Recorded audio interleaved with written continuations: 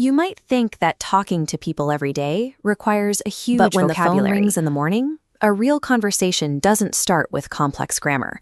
It starts with very basic, reliable phrases. To get your bearings, The is easiest to combine a simple greeting with a direct question. You just answer and say, "Hello, where are you?" Of course, phones aren't perfect. Before you start sharing any important details, you have to make sure the other person can actually hear you. A simple, "Can you hear me clearly?" ensures you don't have to repeat yourself. Look at this simple flowchart. Making a plan follows an exact sequence. First, check if your friend is available. Are you free right now? Once they say yes, move to picking the location. Ask, "Where should we meet?" and suggest, "Let's meet near the cafe." To lock the plan in place, the other person only needs to give a short, positive answer. A phrase like, "Yes, I'll be there soon," confirms that both of you are on the exact same page. That is how a plan comes together. You say hello, you check if they have time, and you suggest a spot. Now, let's take those same tools into the workplace. It is easy to feel nervous in an office, but starting your day there is built on the exact same foundation. The workday begins with a polite, time-specific greeting.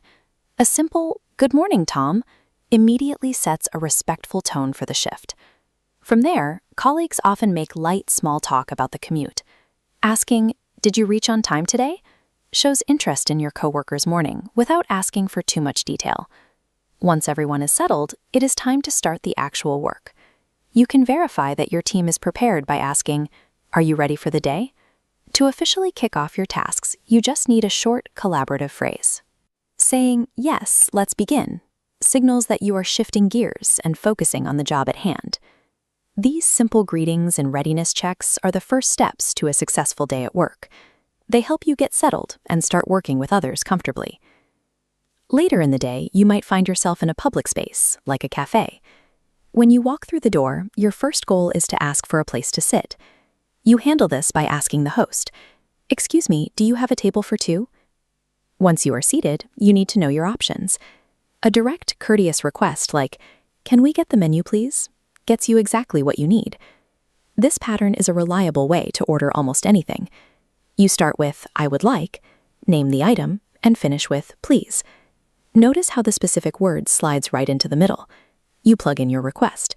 "I would like 1 coffee, please."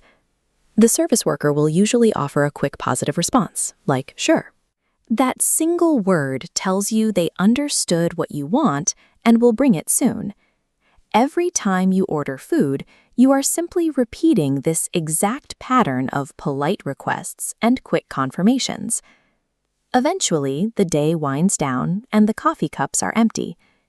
Knowing how to end a conversation is the final piece of the puzzle. You start by expressing that you enjoyed yourself. Saying, "I had a really good time," leaves the other person feeling appreciated. If you are on the receiving end of that compliment, you can show you feel the same way with 2 simple words, "Me too." Next, you suggest that you might spend time together again. A casual "see you soon" keeps the connection alive without needing a specific plan. Finally, you close the interaction by showing you care about the other person. Saying, "Have a safe trip home," is the perfect polite sign-off. From the morning phone call to the office, the cafe, and the final goodbye. Having just a few simple, clear phrases is all you need to confidently navigate a full day of connecting with the people around you.